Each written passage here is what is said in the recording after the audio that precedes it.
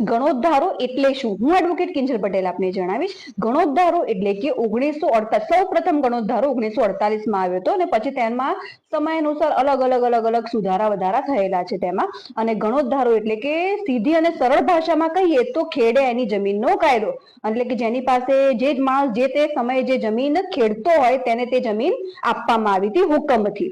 અને જ્યારે પણ એ જમીન તમને મળી હોય એટલે એ જમીન જૂની શરતની ન કહેવાય પણ એને નવી શરત કે પ્રતિબંધિત સત્તા પ્રકારની જમીન કહેવાય. અને તે જમીન તમે સીધું વેચાણ ન કરી શકો. તે તમારે વેચાણ કરવી હોય તો સૌ પ્રથમ તમારે કલેક્ટર સાહેબશ્રીની મંજૂરી લેવી પડે. તે જમીનને જૂની શરત કે બિનખેતીના હેતુ માટે પ્રીમિયમને પાત્રમાં ફેરવવી પડે અને ત્યારબાદ જ તમે તે જમીનનું વેચાણ કરી શકો. અને જેને પણ ગણોદ્ધારા હેઠળ જમીન મળી હોય તે લોકો પણ મૂળના ખેડૂત જ કહેવાય છે. જમીન તથા મિલકતને લગતી કોઈ પણ સમસ્યા હોય તો તમે વિના સંકોચે મારો સંપર્ક કરી શકો છો. જય ભારત, જય જય ગરવી ગુજરાત.